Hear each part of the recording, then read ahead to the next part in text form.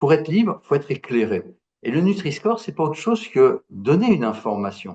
Là encore, le consommateur reste libre de ses choix. Il n'utilise le Nutri-Score que s'il le souhaite. Mhm. Il ne lui impose rien, le Nutri-Score.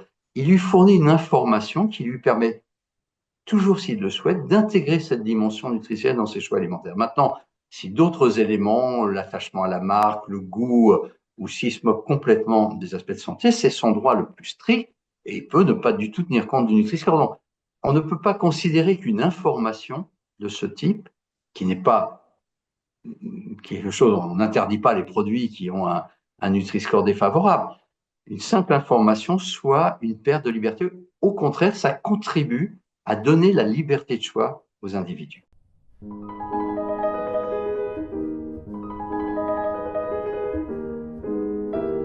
Bienvenue sur Meditalks, le podcast de la prévention santé.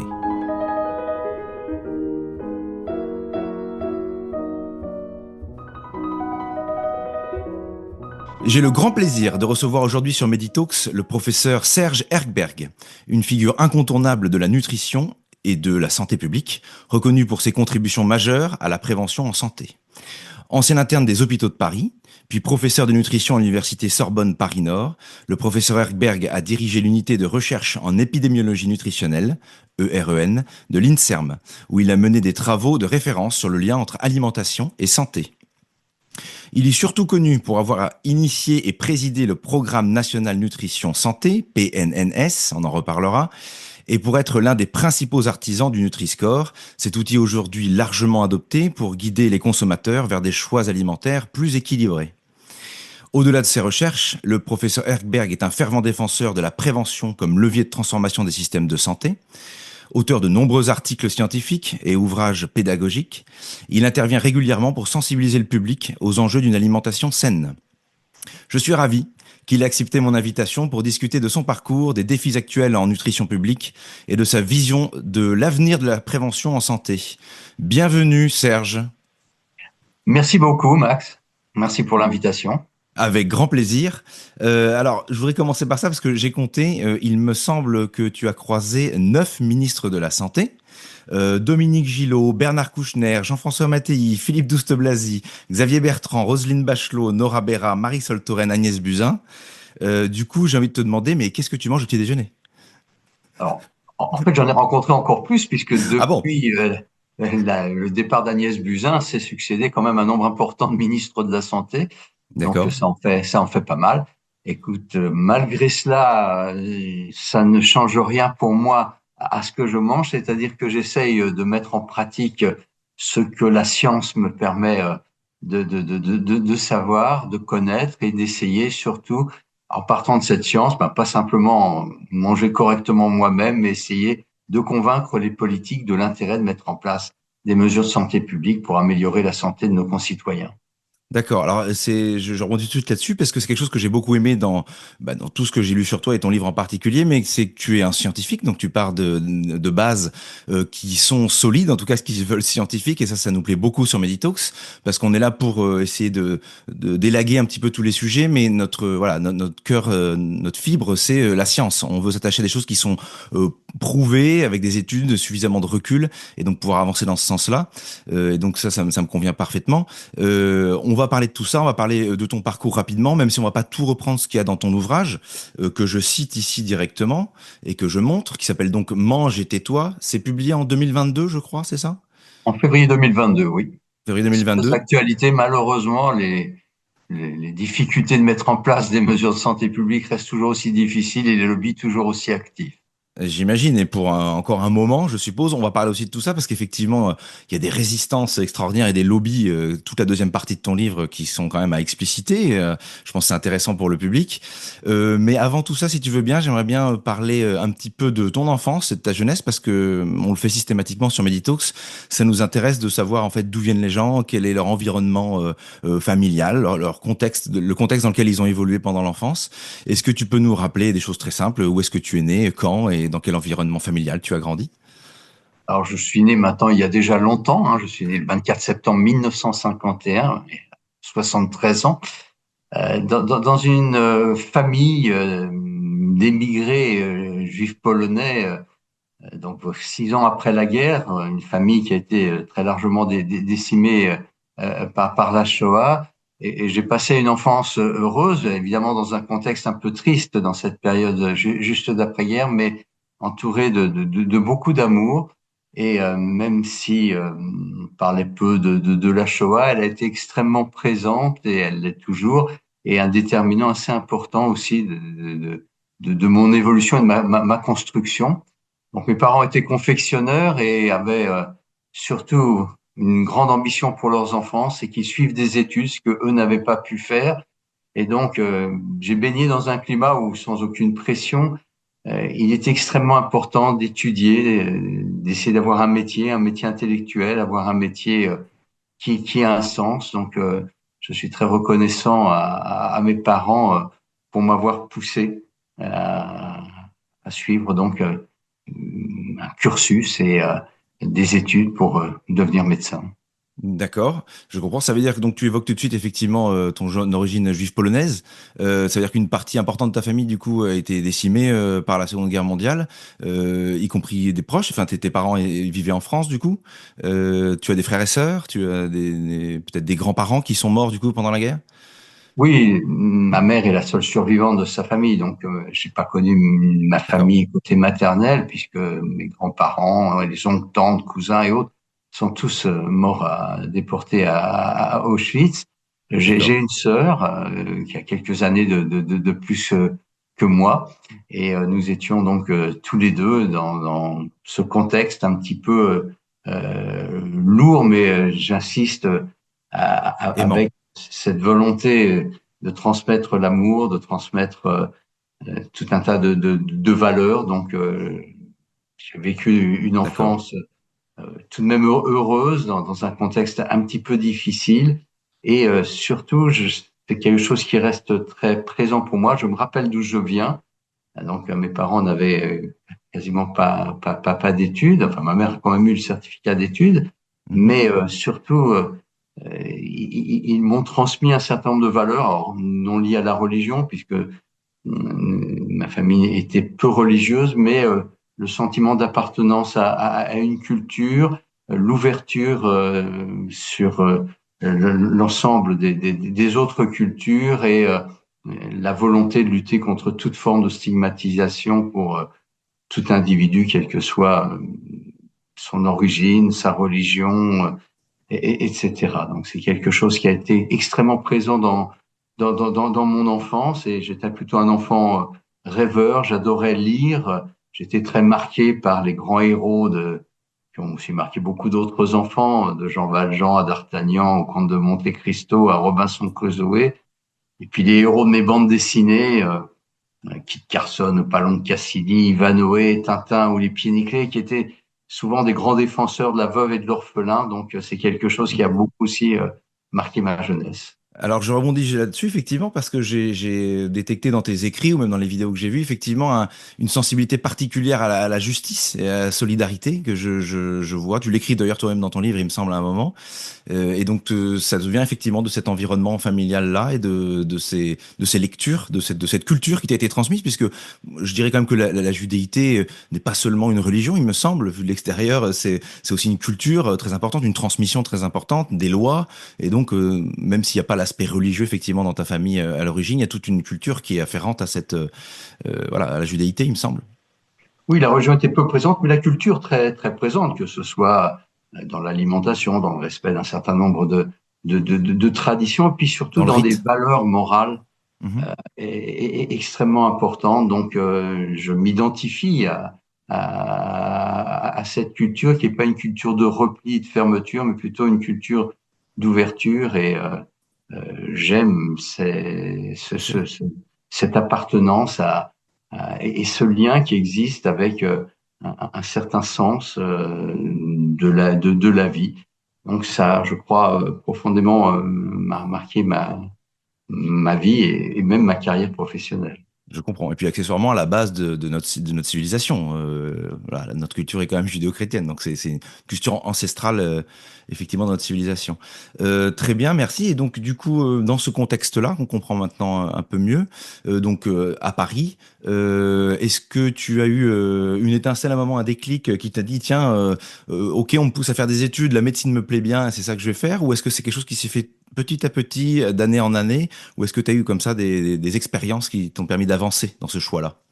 Alors, je fais partie aussi d'une génération d'enfants très marqués par la conquête spatiale. Donc, dans un premier temps, je Mhm. voulais être un ingénieur fabricant des fusées.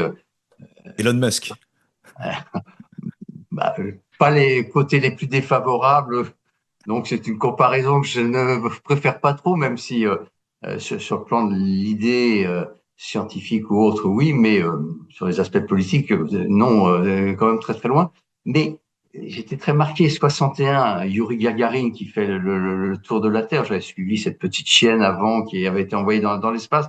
Donc, j'étais très marqué et je voulais devenir un spécialiste des fusées. Puis, petit à petit, j'ai découvert d'autres choses. J'ai un souvenir qui m'a marqué, c'est que dans mes lectures, je vais avoir 10-11 ans, et tu vois, c'est à peu près Ok. cette période de Yuri Gagarin où j'étais très marqué par les films, mais je lis le Titanic. Et je découvre qu'en 1912, un bateau va heurter un iceberg et quelque chose me surprend quand je regarde des chiffres qu'il y a dans l'écrit sur lequel j'étais tombé, c'est que les personnes qui traversaient sur le Titanic l'océan, 37% des ceux qui voyagent en première classe sont décédés, 59% de ceux qui voyageaient en deuxième classe et 75% de ceux qui voyagent en troisième classe. Et là, ça m'a donné à réfléchir, ça m'a beaucoup perturbé. C'est peut-être la découverte à la fois de la lutte des classes et puis la préfiguration un petit peu de ma carrière d'épidémiologiste, c'est que je me dis, pour éviter ce genre de drame, il suffirait de supprimer les troisièmes classes, voire même les deuxièmes classes, et faire voyager tout le monde en première classe. Donc, ce côté naïf a commencé à me sensibiliser à ces problématiques un peu de santé. Alors, ça préfigurait aussi ma carrière d'épidémiologiste, où on s'intéresse à la distribution des phénomènes de santé dans les populations, puis après mon engagement politique. Et petit à petit, j'ai commencé à m'intéresser aux problématiques de santé. Et là où ça a pris vraiment corps, c'est lorsque j'étais lycéen, j'ai vécu aussi cette période de mai 68, hein, j'étais Mhm. en fin de Très cursus politisé. au lycée Colbert, j'avais 17 ans, donc très marqué par cette période, ce sentiment de vivre une véritable révolution, de découvrir le débat, l'échange d'idées. Et bien évidemment, après mai 68, peut-être le fait aussi de vivre ce moment un petit peu difficile où j'ai compris que j'aurais du mal à participer à faire le bonheur du monde, ça m'a amené à réfléchir et à me dire, quitte à pas faire le bonheur de l'ensemble de la population, autant faire le bonheur individuel et essayer de rendre service aux individus à titre individuel. Et à ce moment-là, j'ai pris conscience que vraiment la médecine était quelque chose qui me permettrait de répondre à cette aspiration. Donc, je me suis, après mon baccalauréat, donc un an après mai 68, inscrit en médecine avec la volonté forte d'un engagement pour le bien-être individuel. Donc il y avait une certaine continuité entre ces valeurs de ma jeunesse, l'épisode de mai 68, et donc cette volonté d'être utile.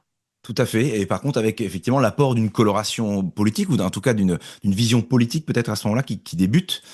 Parce que c'est vrai que tu as deux casquettes un petit peu. Sur la fin du livre, d'ailleurs, tu en parles. Tu dis que finalement, tu es un militant de la nutrition également. Et donc, il y a un aspect à la fois scientifique très, très fort, où on va parler de toutes les études que tu as fait, mais aussi politique. Donc, tu as une sorte de double casquette comme ça. Et puis, tu as œuvré, comme je le rappelais en introduction, beaucoup auprès des différents ministres de la Santé. Donc, voilà, j'ai l'impression que tu avances sur ces deux pieds-là. La science comme voilà, outil de vérification et de preuve, et puis la politique pour bouger les choses dans le monde, quoi. Oui, alors, tu as raison. Je me considère comme un militant de la nutrition, mais qui s'appuie sur la science. C'est-à-dire, s'il ne s'appuie pas simplement sur une idéologie, sur des croyances, mais plutôt réellement sur la science. Donc, je suis vraiment un scientifique et j'ai essayé de mener une double carrière et j'ai eu la chance de pouvoir vivre ce continuum allant de la science à l'action de santé publique. C'est-à-dire, pour moi, l'action de santé publique ne peut se concevoir que si elle s'appuie sur la réalité de la science. Donc, vraiment, on me dit souvent que je suis un militant et je l'étais en tant que politique, je l'étais ensuite dans ma carrière professionnelle, mais c'est vraiment un militantisme basé sur la science. Et donc, c'est pour ça que j'ai souhaité avoir à la fois une carrière de chercheur et une carrière d'acteur de santé publique pour traduire la connaissance scientifique en actions de santé publique qui permettent au niveau des politiques de mettre en œuvre donc les mesures basées sur la science et qui soient les plus utiles à la population. D'accord, très clair. Et du coup, dans ton parcours, à quel moment se fait la bascule entre médecin qui aide du coup l'individu et médecin chercheur qui va basculer vers la santé publique, disons, et la nutrition collective, enfin, les préventions Alors, collectives. pendant mes études médicales, j'étais aussi marqué par un autre phénomène, c'était Oui. le développement des French Doctors, donc Mhm. Médecins sans frontières. Donc, c'est quelque chose dans lequel j'ai souhaité m'engager et je suis parti, entre autres, puisqu'à l'époque, nous avions encore le service militaire. Et pour les médecins, on pouvait soit être médecin dans une caserne, soit partir en coopération. Et donc, j'ai choisi de partir pendant 2 ans dans un pays du Sud et on m'a affecté, puisque on ne choisissait pas, c'était une affectation, ce qui nous tombait dessus, mais j'en étais ravi. 2 ans, je suis parti donc 2 ans au Maroc, dans la ville d'El Jadida, à l'hôpital d'El Jadida, où j'avais donc une pratique de médecine individuelle, celle à laquelle d'ailleurs j'avais été formé et pour lequel j'avais commencé à prendre conscience avec Médecins sans frontières que les problématiques étaient souvent populationnelles et que tout n'était pas redevable de l'action individuelle, mais aussi de l'action collective. Et c'est en vivant cette expérience de médecin dans un hôpital d'El Jadida au Maroc que j'ai découvert, outre bien sûr ce pays merveilleux qui est le Maroc et cette population vraiment formidable marocaine, mais j'ai aussi découvert que la santé était la résultante d'un certain nombre de déterminants qui étaient à la fois économiques, sociaux, culturels et autres, et que j'ai pris conscience que la médecine ne se limitait pas simplement à soigner les individus, ce qui est extrêmement noble, très important, et j'ai beaucoup aimé cette vie de médecin, mais il y avait également la possibilité d'agir par une discipline qui était encore très peu connue, très peu étudiée à mon époque, qui était la santé publique, c'est-à-dire l'approche au niveau populationnel, donc des problèmes de santé. Donc c'est vraiment grâce à ces séjours dans les pays du Sud, et notamment mon séjour au Maroc comme coopérant, que vraiment j'ai découvert la santé publique. Et en rentrant de ces années passées dans le Sud, je me suis dit, il faut que je me forme, et j'ai eu la chance de rencontrer un homme qui deviendra mon mentor, mon maître, Oui. extrêmement important, le professeur Henri Dupin, qui était un nutritionniste de santé publique. Et c'est en l'écoutant dans un enseignement que tout a pris corps, tout a pris sens dans mon esprit. L'intérêt de la santé publique, bien sûr, et sa formalisation, et puis mon intérêt pour la nutrition que j'avais commencé à découvrir dans mes séjours dans les pays du Sud, et pour lequel, en l'écoutant, j'ai compris vraiment qu'il y avait là un domaine d'intérêt qui répondait réellement à ce que j'attendais, ce que je souhaitais développer et faire. D'accord. On est en quelle année là quand tu rencontres Henri Dupin? Alors, je le rencontre en 1979 D'accord. dans un enseignement à la Pitié-Salpêtrière à laquelle je m'étais inscrit, qui est un enseignement assez nouveau sur la santé dans le monde. Et lui a la charge d'un module de nutrition. Et vraiment, c'était un grand pédagogue, c'était un grand humaniste, c'était un homme tout à fait exceptionnel. Et au travers de son discours, au travers aussi de la forme qu'il utilise pour faire passer ses messages, je prends vraiment conscience de l'importance de ces facteurs qui ne sont pas ces facteurs individuels, mais en effet, ces facteurs sociaux et économiques, culturels, anthropologiques, agronomiques, et que, bien sûr, la biologie est fondamentale pour comprendre les besoins nutritionnels, comment les couvrir, mais que pour mettre en pratique les mesures qui permettront réellement à chacun d'espérer tendre vers une alimentation qui soit plus favorable à la santé, il fallait prendre en considération tous ces déterminants. Et ça a D'accord. été une véritable révélation. À la fin de son module, je me suis précipité en bas de l'amphithéâtre pour lui dire, monsieur, ce que vous m'avez dit m'a passionné et j'aimerais faire carrière dans ce domaine. Et cet homme tout à fait simple, humble, m'a dit, écoutez, si vous avez envie, venez me voir. Il était professeur au Conservatoire national des arts et métiers. Venez me voir.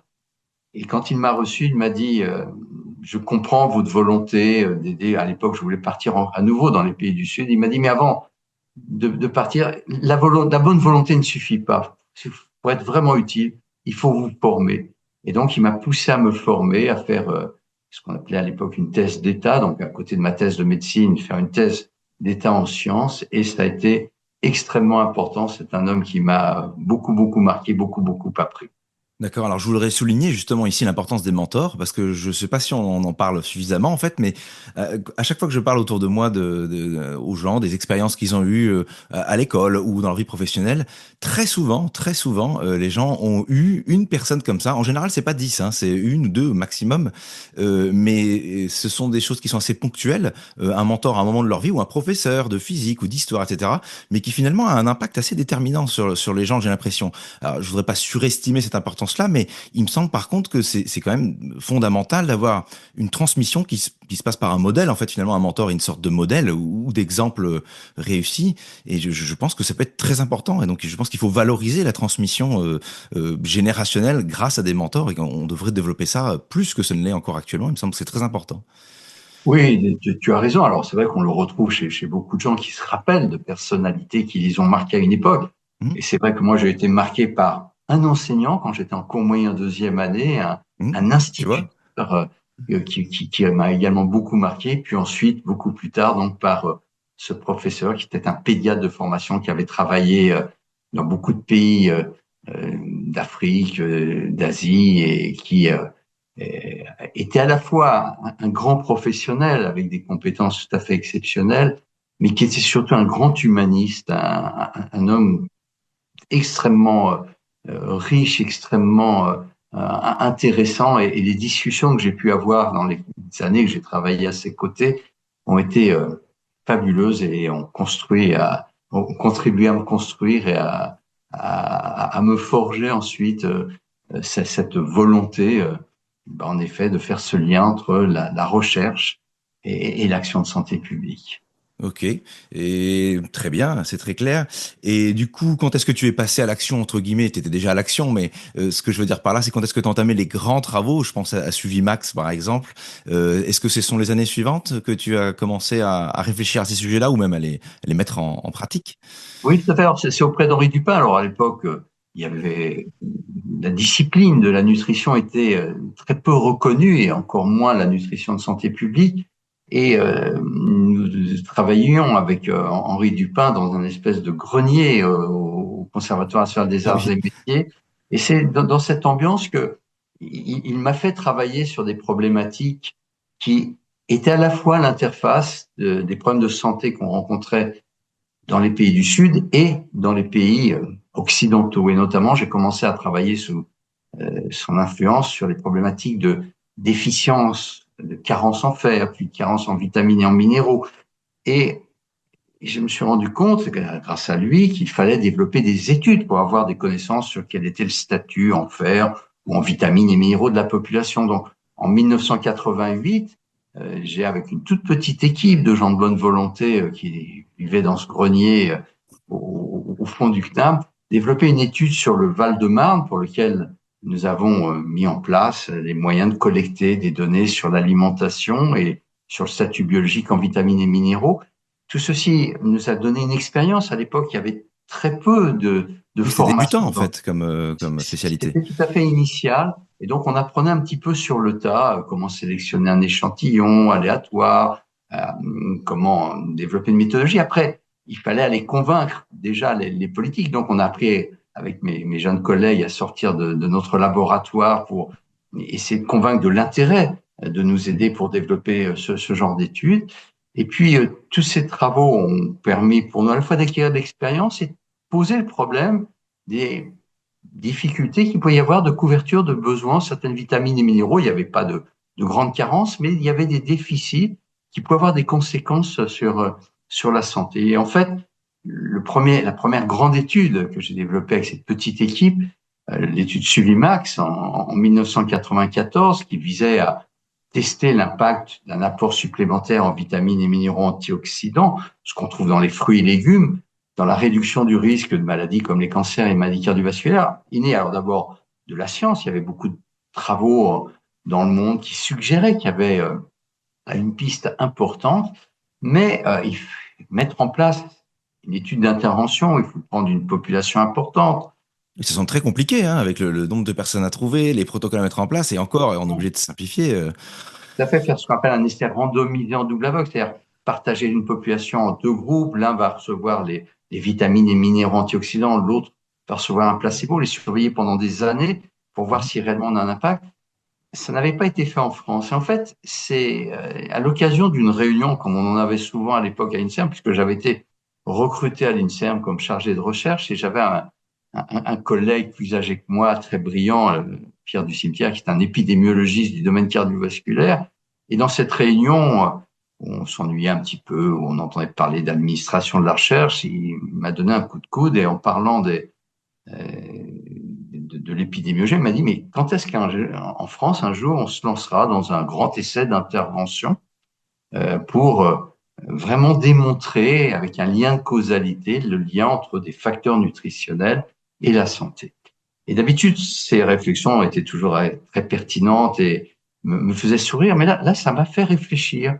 Et je me suis dit, pourquoi pas? Et à ce moment-là, en sortant de cette réunion avec mon équipe, j'ai commencé à discuter, on a commencé à fabriquer un protocole.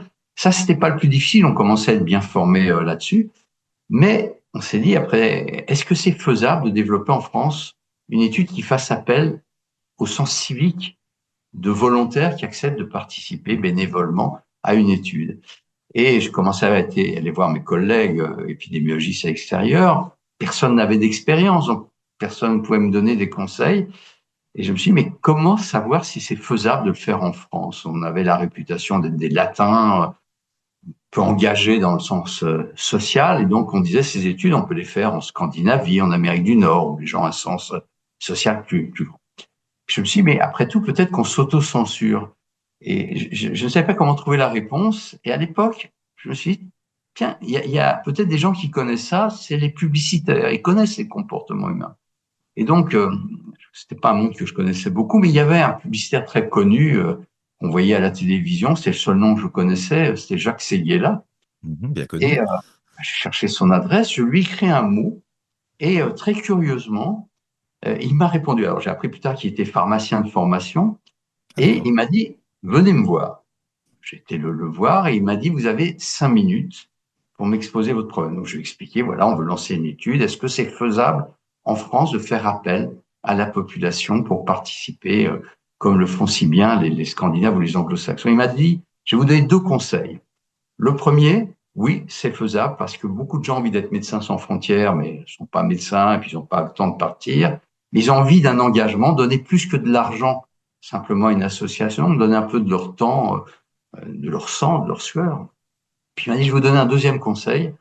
Ne prenez pas d'agence de communication. Soit vous prenez la mienne, mais je suis hors de prix. Vous ne pourrez pas m'offrir vos services. Soit vous êtes vous-même l'interlocuteur qui allait être porteur vis-à-vis des médias, vis-à-vis des politiques, vis-à-vis des différents acteurs de cela.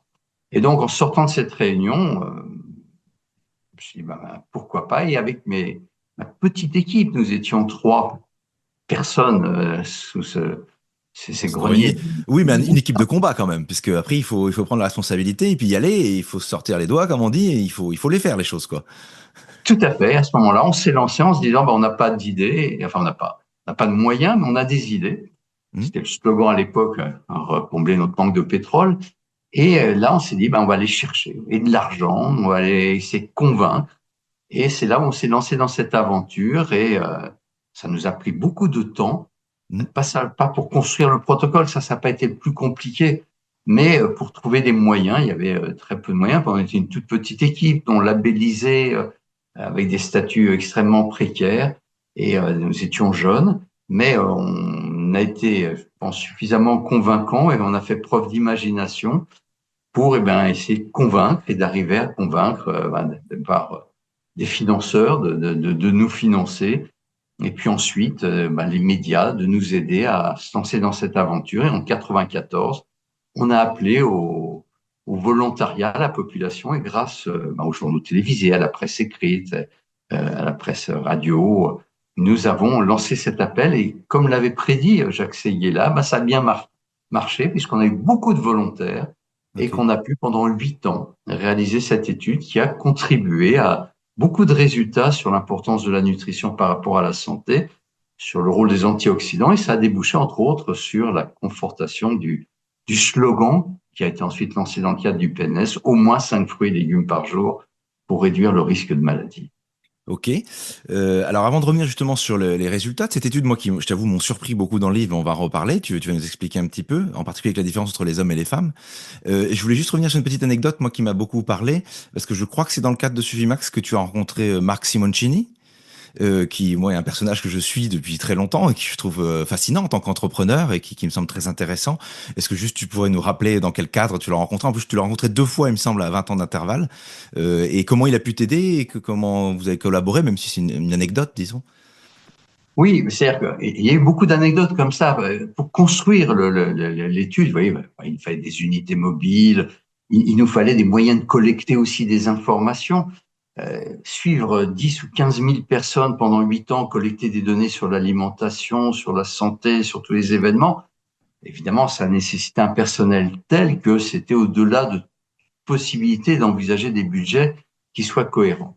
Mais au début des années 90, il y a en France une merveille technologique dont on est très fier, qui est le Minitel. Mhm. Et évidemment, avec mes collègues, on se dit, pourquoi ne pas utiliser le Minitel pour collecter des informations? C'est l'ancêtre des ordinateurs et d'Internet, mais à l'époque, c'était assez révolutionnaire et on se dit, il y a peut-être là un moyen d'automatiser la collecte des données. Mais on se rend compte que le Minitel a été créé pour rapporter quand même de l'argent aux opérateurs. Donc c'est très lent, ce qui permet évidemment d'accumuler des Facturé à sommes. la minute. Et exactement. Et là, on se dit, est-ce qu'il n'y a pas moyen de détourner le Minitel et notamment d'en faire un circuit fermé, de collecter les informations quelque part et ensuite de les transmettre par une communication téléphonique.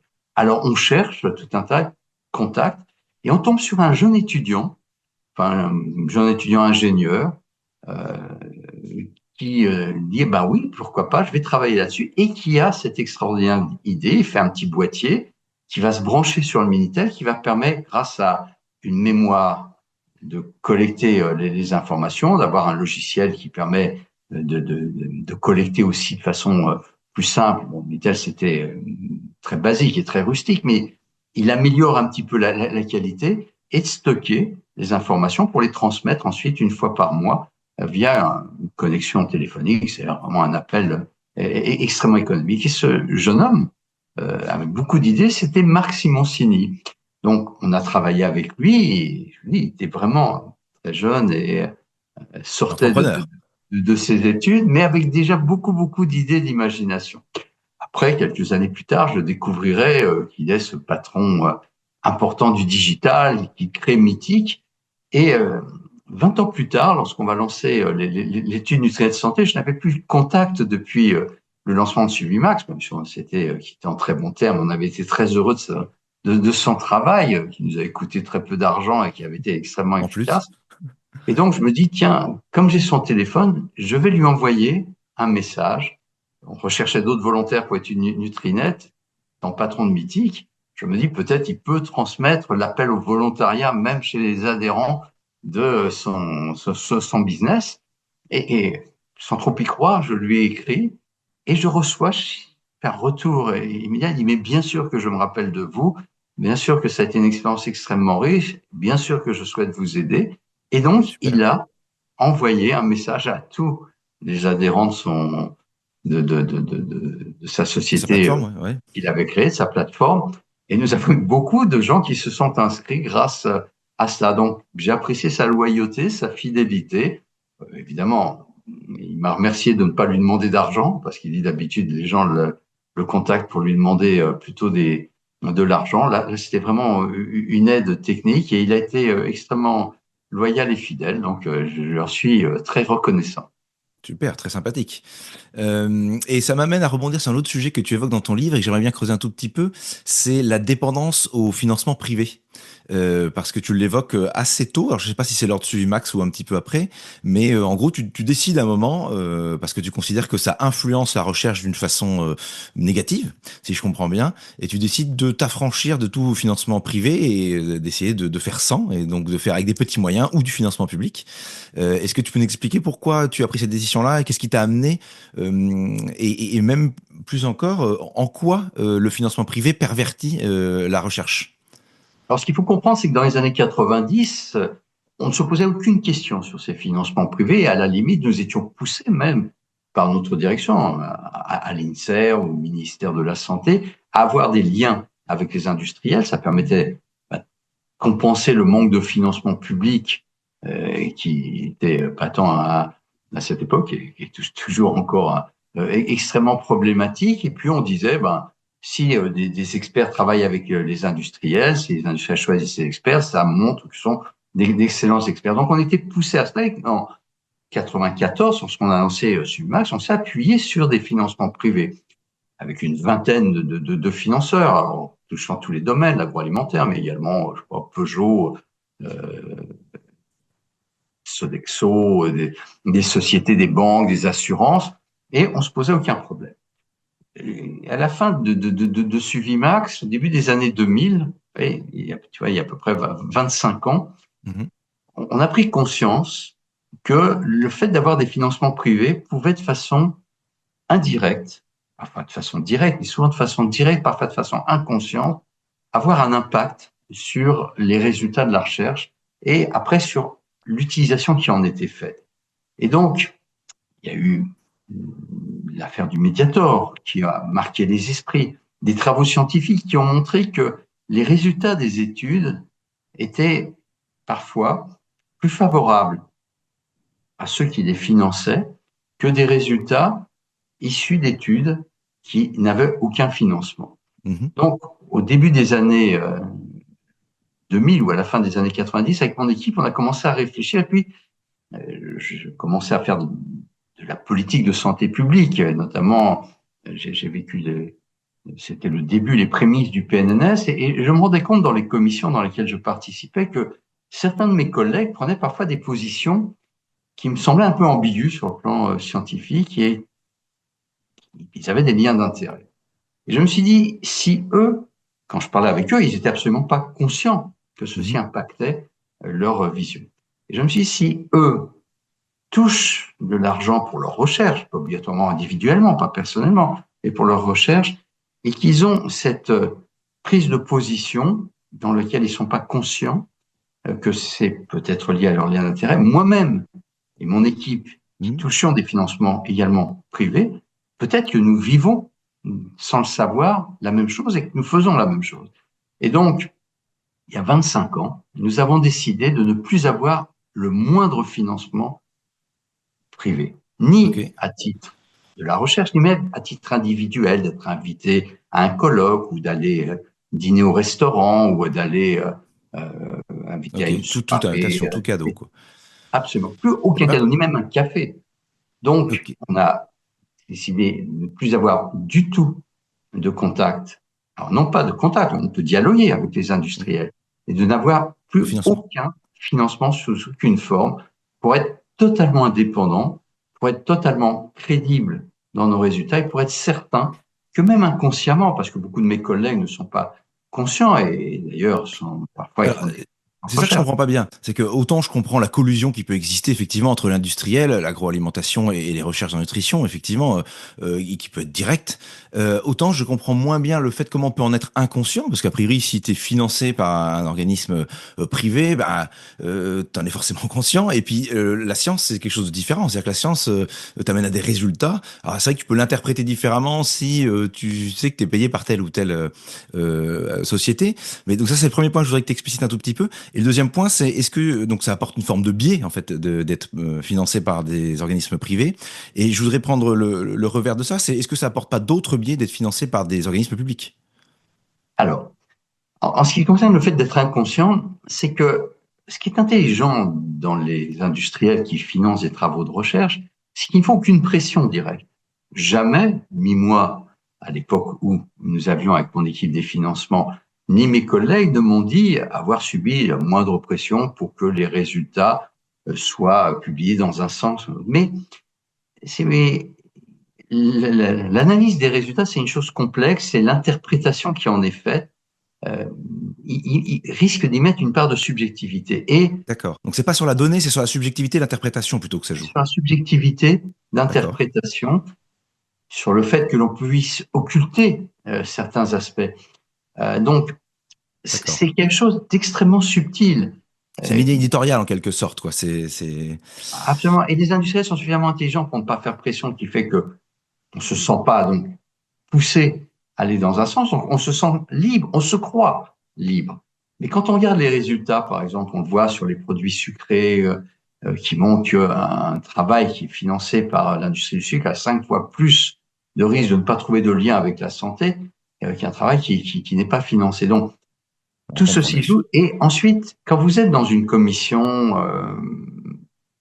on va discuter de l'intérêt d'autoriser certaines molécules ou de mettre en place des actions de santé publique. Il est, à mon avis, difficile pour une personne d'être totalement neutre s'il a des liens d'amitié, parce que se développent des liens d'amitié avec les chercheurs qui travaillent dans ces entreprises, qui sont souvent des gens qui ont un parcours pas si éloigné que ça, mais qui ont choisi de travailler pour l'industrie. Donc, c'est extrêmement subtil.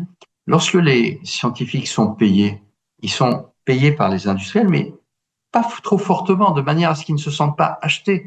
Ils ont l'impression que le publicitaire qui est à côté d'eux dans une commission, qui touche 4 ou 5 fois plus, lui, est vendu. Donc, c'est quelque chose où le scientifique a tendance à s'exonérer de tout risque d'avoir subi des pressions, mais en fait, il y en a. Donc, il est fondamental de dénoncer ces liens d'intérêt, de refuser ces liens d'intérêt, que la recherche ne s'appuie que sur les financements publics. Alors maintenant, est-ce qu'il y a des dangers des financements publics?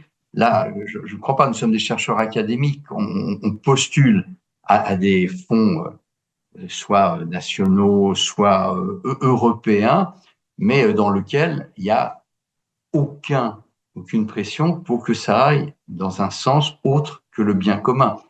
Un industriel, lorsqu'il finance une étude, il a une arrière-pensée, c'est que lui, il a derrière ça son business.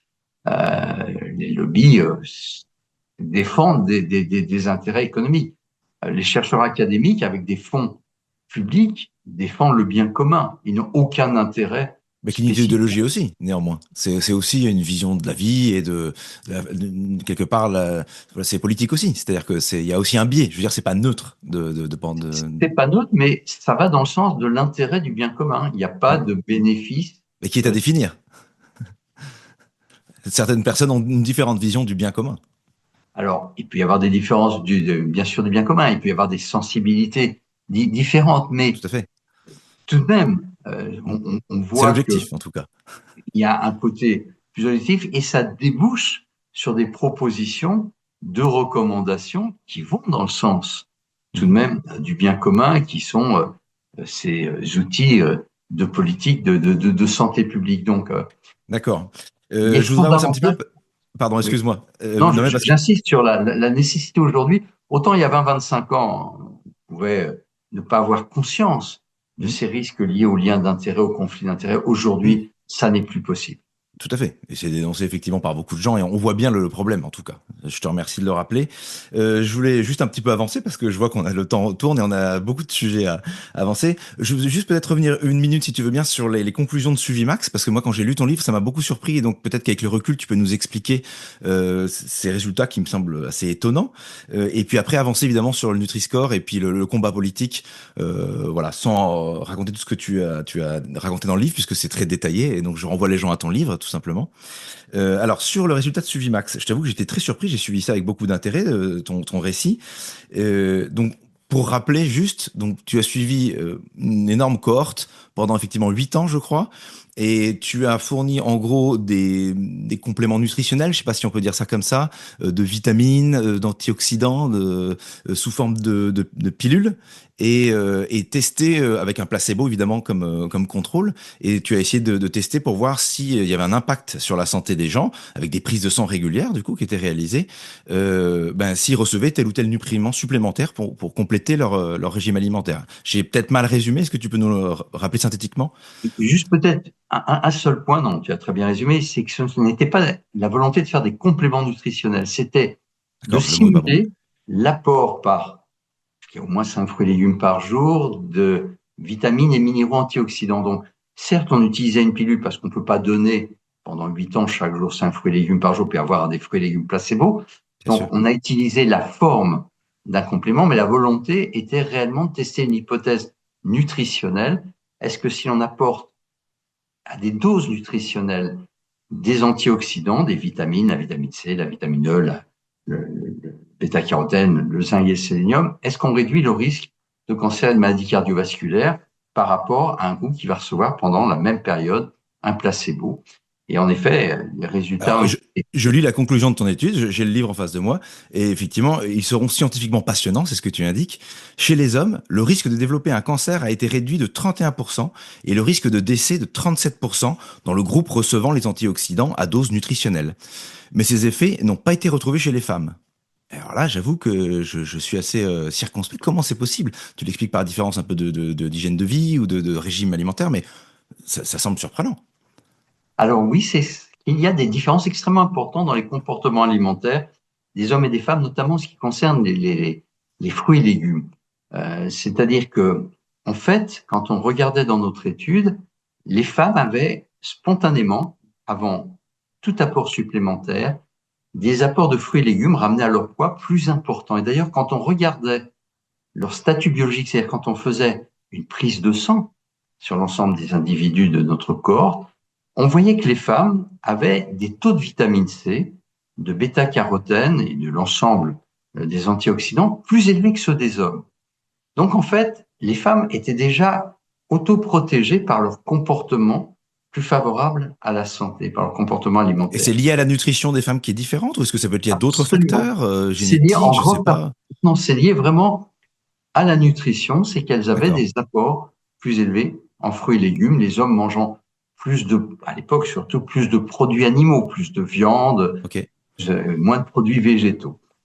Et ce qui est intéressant, c'est que donc les hommes ont débuté l'étude avec des taux plus bas, donc des légers déficits par rapport aux femmes, et Mhm. le fait d'apporter les vitamines et les minéraux a corrigé, on a simulé comme s'ils amélioraient leurs apports de fruits et légumes, et ils ont corrigé d'ailleurs biologiquement. À la fin de l'étude, ils ont terminé l'étude avec un niveau de taux sanguin de vitamines antioxydantes et de minéraux antioxydants au même niveau que les femmes avaient déjà dès le D'accord. départ. Donc on remet ainsi Donc, par de plus bas, le bénéfice est évidemment plus grand a priori. exactement. On a eu un bénéfice tout simplement parce qu'on a corrigé des déficits chez les hommes, chose qu'on n'a D'accord. pas eu chez les femmes. Donc, ça explique l'intérêt de manger des fruits et légumes, d'éviter d'avoir des apports insuffisants et le bénéfice que l'on a donc de consommer suffisamment de vitamines et minéraux antioxydants, non pas par des compléments nutritionnels, parce que Non, non, ça, le mot n'est pas bon, oui. Oui, oui. mais plutôt sous forme alimentaire. Et il suffit de manger 5 fruits et légumes par jour pour très largement avoir les apports qui soient les plus favorables et qui permettent de réduire le risque de maladies aussi importantes que les cancers, les maladies cardiovasculaires, le diabète ou l'obésité. D'accord. Et donc précisément, c'est l'objectif du Nutri-Score, que de faire de la prévention collective et donc du coup de réduire, si c'est possible, le risque de maladies cardiovasculaires qui sont associées à la nutrition. C'est bien ça? Tout à fait. Alors, on connaît aujourd'hui des mesures qui sont intéressantes sur le plan de la santé publique. Alors, l'information sur la composition nutritionnelle des aliments est une aide précieuse. C'est le cas du Nutri-Score. Il y a d'autres mesures comme la réglementation de la publicité, l'accessibilité économique avec des taxes, subventions, qui peuvent permettre aujourd'hui de pousser à une alimentation qui soit plus favorable à la santé, qui permette donc de réduire les risques de ces maladies qui sont évidemment des maladies qui ont un coût humain, social et économique extrêmement important. Oui, donc le Nutri-Score quand même semble avoir des bases scientifiques solides. Tu le détailles dans ton livre. Je renvoie les auditeurs à cela.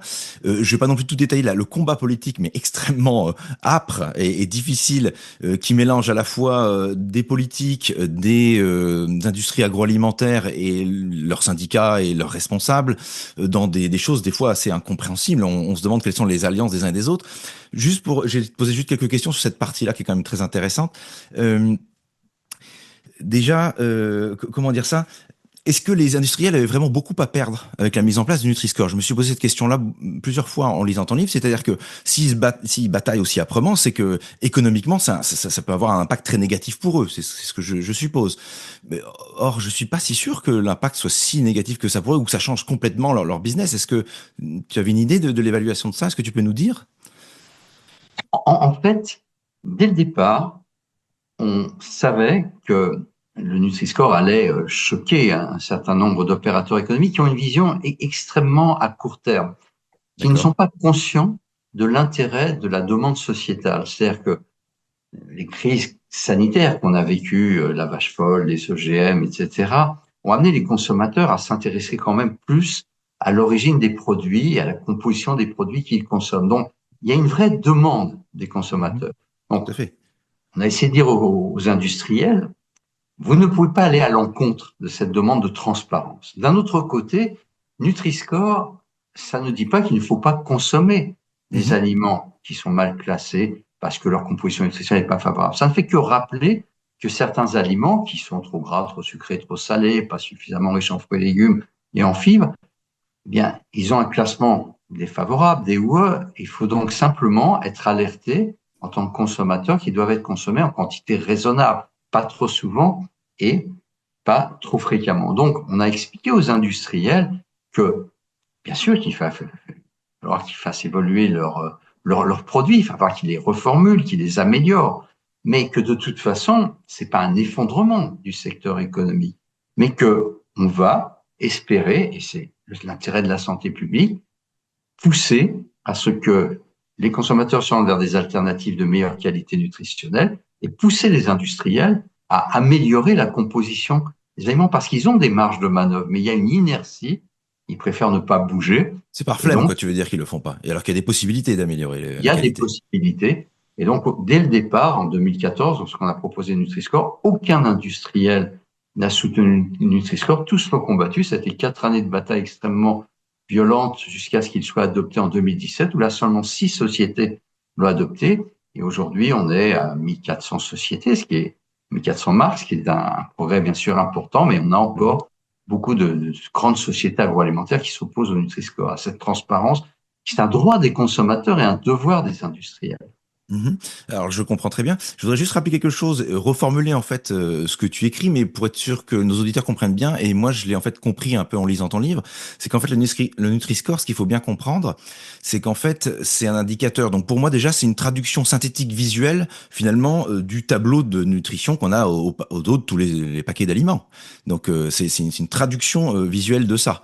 Euh, Ce que j'ai compris par contre un peu tard, c'est que c'est relatif.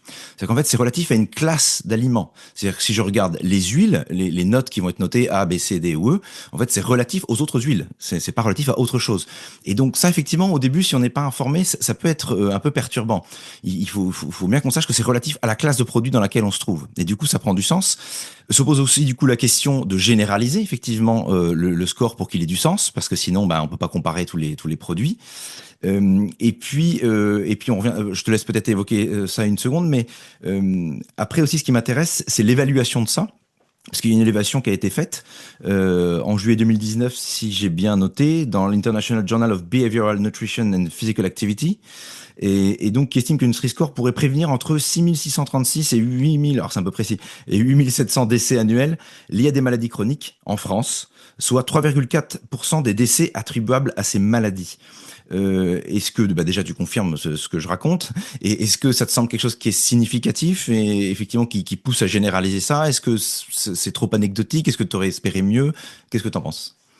Alors, par rapport au premier point, tu as raison. Nutri-Score n'invente rien. Il ne fait que traduire sous une forme simple, intuitive et compréhensible par tous des données qui sont sous forme d'un tableau sur la face arrière des emballages des aliments qui est illisible et même incompréhensible. Alors c'est lisible, mais il faut un peu de connaissances pour aller voir voilà.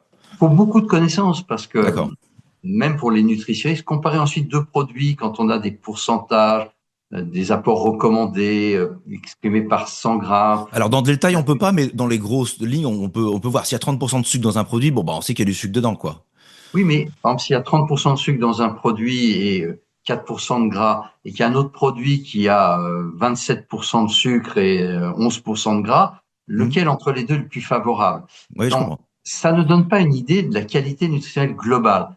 Oui, Ok. pour quelqu'un qui veut pas manger de sel parce qu'il a un régime spécifique, parce qu'il est hypertendu, ou qui veut s'intéresser spécifiquement à un nutriment, ça peut avoir un intérêt, mais ça n'informe pas sur la qualité nutritionnelle globale de l'aliment.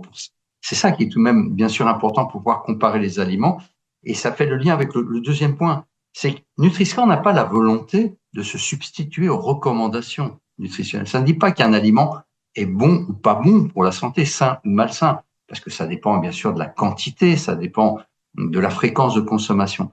Ça permet simplement de comparer des Mhm. produits entre eux et au moment de l'acte d'achat, d'un simple coup d'œil, de pouvoir juger si un produit a une meilleure qualité nutritionnelle qu'un autre produit voisin. Et ça n'a d'intérêt que pour des produits qui sont comparables en termes d'usage. Mhm. Bien sûr, tu as raison. C'est, en fait, empiriquement, c'est ce qu'on voit. Quand on fait ses courses, on se dit pas, est-ce que j'achète de l'huile d'olive ou est-ce que je vais acheter des céréales petit déjeuner? Parce que on va pas assaisonner sa salade avec des céréales petit déjeuner et on va pas prendre au petit déjeuner un bol d'huile d'olive. Donc, de façon naturelle, on va comparer les huiles entre elles, on va comparer les céréales petit déjeuner entre eux, on va comparer les produits desserts entre eux, on va comparer les plats composés entre eux. Donc, c'est bien sûr en valeur relative et pour comparer des produits qui ont une pertinence à être Comparable. comparés en termes d'usage, qui sont souvent d'ailleurs dans les mêmes rayons. Et c'est comme ça que ça se passe. Et ça, on l'a bien démontré scientifiquement. Les consommateurs, ils le font spontanément. C'est-à-dire qu'il y a eu énormément d'études qui ont testé à la fois la perception du Nutri-Score, sa compréhension, est-ce qu'il aide vraiment à classer correctement les aliments, et l'impact qu'il avait sur les choix alimentaires. Il y a eu des études faites sur des supermarchés virtuels, Mhm. dans des magasins expérimentaux, et même des études réalisées grandeur nature dans des supermarchés. Il y a eu une étude faite dans 60 supermarchés en France où étaient testés le Nutri-Score et d'autres logos, et les consommateurs choisissaient les aliments qu'ils voulaient et à la fin on regardait le panier d'achat. Et cette étude a parfaitement bien montré que le panier d'achat des consommateurs qui étaient exposés dans les supermarchés qui avaient un Nutri-Score était de meilleure qualité nutritionnelle que dans les autres supermarchés où il y avait d'autres logos ou une absence de logo. Donc, ça fonctionne parfaitement bien. Il y a plus de 150 études, et pas seulement en France, qui valident l'intérêt du Nutri-Score. Donc, même s'il faut qu'on améliore encore la communication, il est prévu qu'il y ait de nouvelles campagnes qui soient bien compris. On sait que dans l'utilisation qui en est faite, les consommateurs, eux, se posent pas la question et spontanément vont comparer les produits. Alors, c'est bien sûr cet aspect, si je compare le saumon fumé au céréales petit déjeuner, Oui, ça c'est clair, ça n'a c'est pas de pas sens. logique. Ça n'a pas de sens. C'est instrumentalisé par les lobbies, notamment sur les réseaux sociaux, par Mhm. des détracteurs qui veulent jeter le discrédit sur Nutri-Score. Mais on répond assez facilement. C'est une question pertinente, hein, je comprends qu'elle soit posée, Oui. mais elle est souvent utilisée, instrumentalisée par les lobbies qui veulent décrédibiliser le Alors, Nutri-Score. je comprends très bien, et il faut bien effectivement comprendre et garder en tête que ça ne concerne, en fait, le Nutri-Score ne cherche qu'à regarder la partie nutritionnelle de l'aliment, et un aliment est d'autre chose qu'une composition nutritionnelle.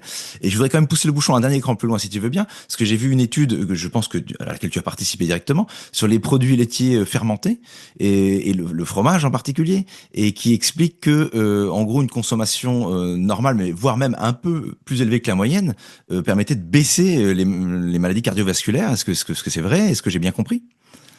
Alors, Et du coup, le lien avec le Nutri-Score, tu vois ce que je veux dire? Est-ce qu'il n'y a pas oui, là oui, quelque chose qui est difficile à comprendre pour les il auditeurs? y a deux choses. Il y a d'abord tout ce qui concerne des groupes génériques.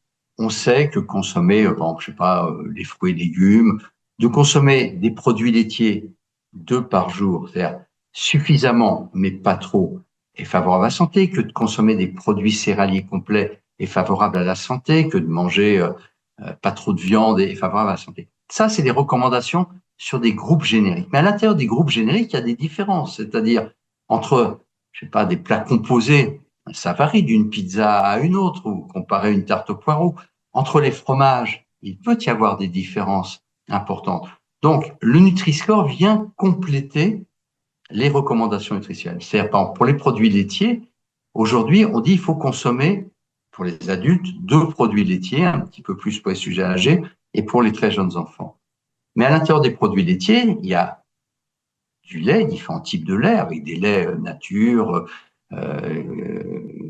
avec demi-écrémés, crémés ou entiers, avec des laits sucrés, aromatisés.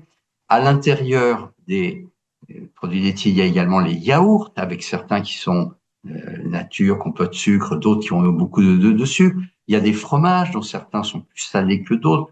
Donc, le Nutri-Score vient compléter la recommandation. On dit au moins 2 produits laitiers par jour, et à l'intérieur, choisissez ceux qui ont les meilleurs Nutri-Score. Si vous choisissez un yaourt, prenez plutôt un qui a le meilleur Nutri-Score. Si vous choisissez un fromage, choisissez celui qui a le meilleur Nutri-Score. Ou si vous prenez du lait, choisissez le lait qui a le meilleur Nutri-Score. Ça ne veut pas dire qu'on ne peut pas consommer ceux qui n'ont pas un bon Nutri-Score, mais si on prend un fromage très gras, très salé, bah simplement on sait qu'il faut pas en manger à chaque repas tous les jours. Donc, le Nutri-Score vient compléter les données des recommandations. Maintenant, comme tu l'as dit, il faut, savoir comment utiliser le Nutri-Score intelligemment, c'est-à-dire comme une aide à la décision, mais qui n'est pas une norme. On peut se permettre vraiment de prendre de temps en temps des produits qui sont mal classés par le Nutri-Score, surtout s'il n'y a pas d'alternative ou si ça fait plaisir. Et l'autre point, il ne faut pas demander plus au Nutri-Score qu'il ne peut donner. Il ne couvre pas toutes les dimensions Tout à fait. santé. C'est un outil ciblé qui fait juste une chose. C'est pas la panacée, quoi. Absolument, ça renseigne sur la composition nutritionnelle. Ça renseigne pas s'il y a des additifs, est-ce que le produit est ultra transformé, est-ce qu'il y a des résidus de Ou si le pesticides. roquefort est bon. Voilà, ça renseigne pas là-dessus. S'il est bon, s'il est fait avec des modes de production vertueuses, etc. Donc, déjà, le fait de manger des aliments bien classés par Nutri-Score, des études portant sur des centaines de milliers de personnes ont montré que cette simple information avait comme impact, si on mangeait des aliments mieux classés sur l'échelle Nutri-Score, de réduire le risque de maladie. Maintenant, il faut compléter cette information, regarder la liste des ingrédients pour voir s'il n'y a pas d'additifs, prendre un produit plutôt bio si c'est un produit pas trop gras, trop sucré, trop salé, plutôt favoriser une AOP IGP qui est un produit qui n'en a pas. Donc, il y a des informations complémentaires. On ne peut pas demander plus au Je comprends. Nutri-Score que ce qu'il peut donner. Si on avait pu agréger toutes ces données sous forme d'un logo, on l'aurait fait, l'OMS l'aurait fait, les comités d'experts l'auraient fait. Ça n'est pas possible. Donc, déjà, il faut prendre en considération cet impact du Nutri-Score, le compléter par d'autres informations. Il faut savoir tout de même, parce que tu citais un chiffre sur l'impact en termes de mortalité, donc on a en effet démontré qu'il y avait un impact fait de manger des aliments bien classés sur Nutri-Score pour réduire la mortalité.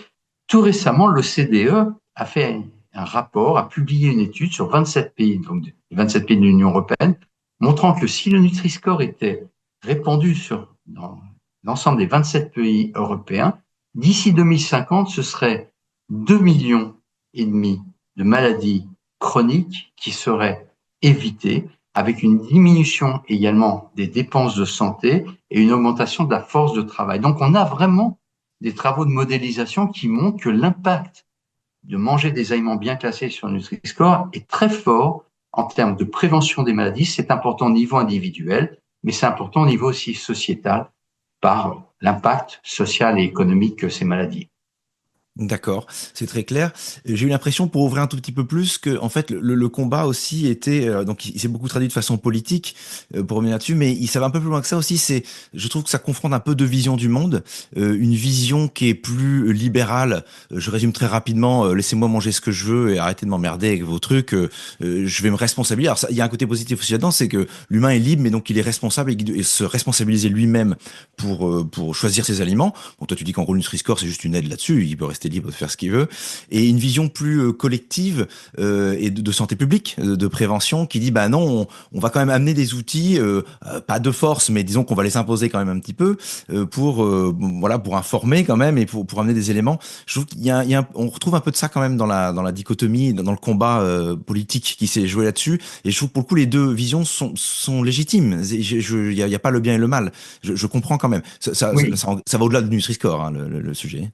oui, oui, non, tu as raison. Alors, on peut se poser la question, mais très souvent on dit le Nutri-Score est liberticide, il tue les Bon, libertés. ça D'abord, il c'est faut pas vrai. savoir que le consommateur, il n'est pas souverain. Il subit des pressions, le marketing, la publicité. Donc, ses choix alimentaires, quand vous allez dans un supermarché, le niveau où sont placés les aliments n'est pas lié au hasard ou les sorties de caisse.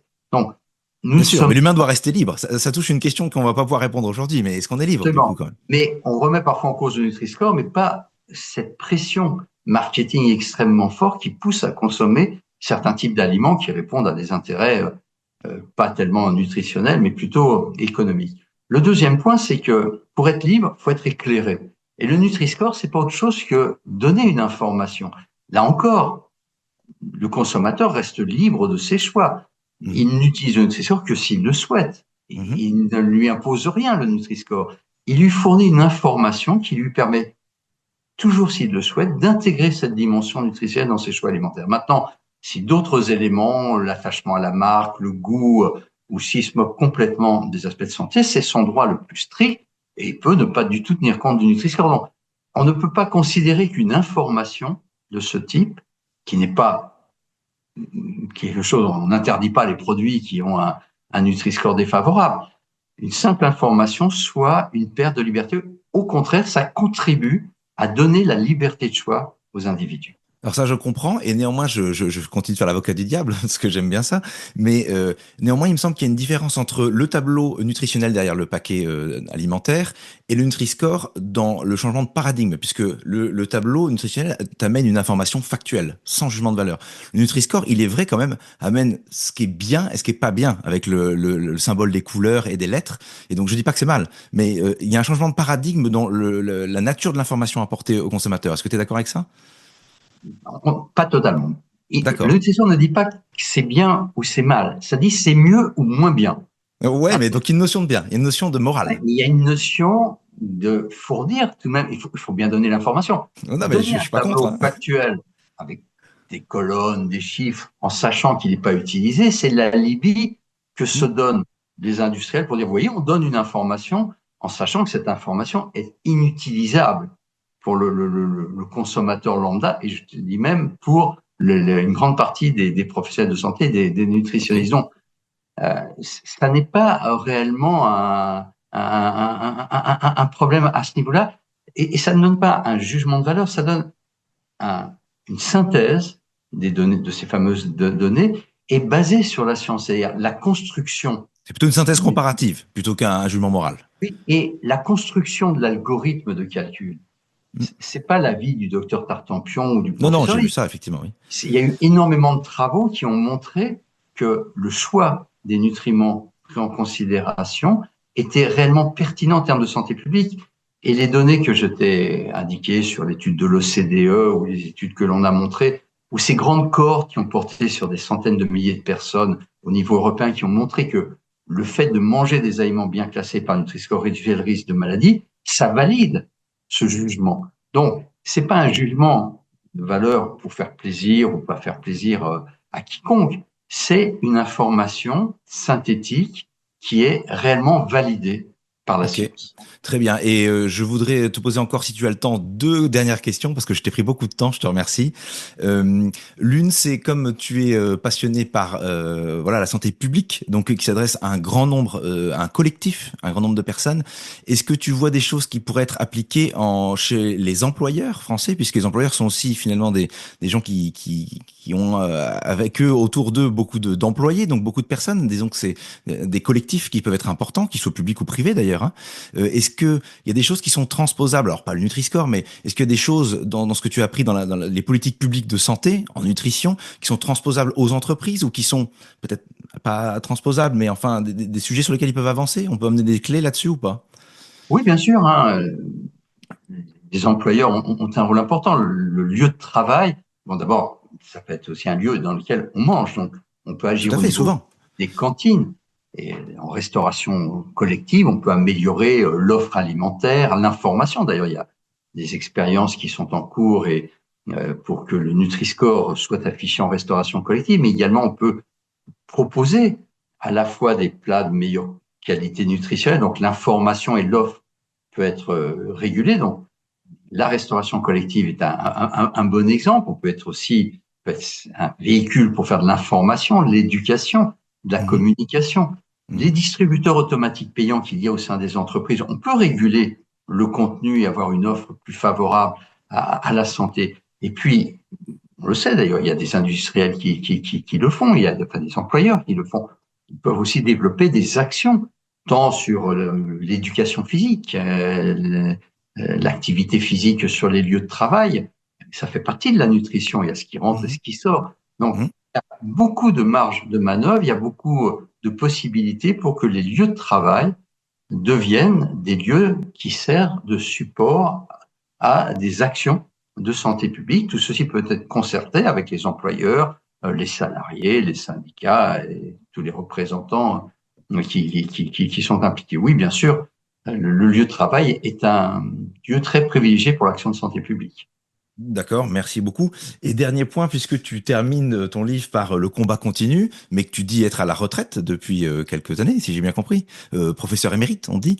Est-ce que, quel est le combat actuel? Quels sont les combats qui arrivent? Est-ce que tu as des combats importants actuels qui sont d'ordre politique, j'imagine, et encore peut-être aussi scientifique? Alors, je continue bien sûr à être en lien avec mon équipe. J'ai la chance d'avoir eu une successeur qui développe formidablement bien l'équipe de recherche et qui alimente Super. les moyens de développer l'action de santé publique. Donc, j'ai beaucoup de plaisir de continuer Bonne à, transmission. absolument, et ils ont la gentillesse de continuer à m'associer. Maintenant, il y a des combats de santé publique. Alors, le Nutri-Score, c'est toujours un combat parce que il n'est pas obligatoire, ce qui est quand même extrêmement regrettable. Et là aussi, les lobbies sont extrêmement influents au niveau européen, qu'ils soient économiques, Coca-Cola, Mars Mondelez, Lactalis ou Ferrero ou Unilever, qu'ils soient les grands syndicats agricoles productivistes comme Copa-Cogeca qui s'y opposent, ou l'Italie, avec les partis d'extrême droite et populistes qui essaient d'instrumentaliser Nutri-Score pour empêcher qu'il soit obligatoire au niveau européen. Donc, il y a beaucoup encore ce combat qui m'active avec mes collègues, mais il y a aussi d'autres combats. Réglementer la publicité de manière à limiter l'exposition et réglementer le marketing sans interdire les choses, mais de manière à ce que ne soient pas promus des comportements qui soient défavorables à la santé, est un combat qui continue à m'activer parce qu'on sait que cette mesure est extrêmement efficace. Les systèmes de taxation, subvention pour rendre plus accessibles des aliments de bonne qualité nutritionnelle et moins accessibles ceux qui ne le sont pas à l'ensemble de la population est important. Améliorer l'offre alimentaire, les actions sociales aussi touchant les populations les plus défavorisées. Donc, il y a beaucoup de combats. Les mesures aujourd'hui sont parfaitement connues et reconnues. La difficulté que l'on a, c'est comment les traduire en actions de santé publique D'accord. face à des lobbies extrêmement puissants. Donc, c'est là où je Donc c'est un continue. problème politique et pas scientifique. C'est un problème purement politique. La science a parfaitement bien démontré l'efficacité des différentes mesures. Donc, aujourd'hui, la Ok. difficulté qu'on a en santé publique, c'est traduire des données qui s'appuient sur de la science en réalité politique. Pour ça, il faut une volonté politique. Il faut réussir à s'opposer aux très puissants lobbies qui pèsent extrêmement lourd en termes économiques. On le voit au niveau national, on le voit au niveau européen. Je rappellerai juste qu'il y a aujourd'hui plus de lobbyistes à Bruxelles qu'il n'y a de fonctionnaires européens. On estime qu'il y a à peu près 45 000 lobbyistes attitrés au niveau bruxellois, pas seulement sur l'alimentation, bien sûr, mais ça montre à quel point la difficulté de prendre des décisions politiques face à des pressions extrêmement fortes. Très bien.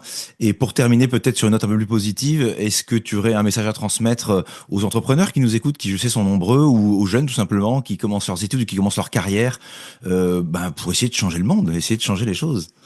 Alors, il y a heureusement des entrepreneurs qui sont déjà sensibles. J'aurais tendance à dire, écoutez la demande sociétale et mettez-la en pratique. C'est l'intérêt de la population, mais c'est aussi votre propre intérêt en termes d'image. Aujourd'hui, la responsabilité sociale des entreprises est beaucoup discutée, donc c'est extrêmement important. Donc soyez à l'écoute de la demande sociétale, soyez à l'écoute de la science et des chercheurs. Ils ont aussi des éléments à vous fournir. Et aux plus jeunes, j'aurais tendance à dire, eh bien, battez-vous également pour vous-même et pour le bien commun. Alors heureusement, on le voit aujourd'hui, je regarde des activités d'enseignement dans beaucoup de types de formations, on ressent chez les jeunes un intérêt pour cela. Donc, continuez à vous battre, ne subissez pas la pression des lobbies, rien n'est impossible.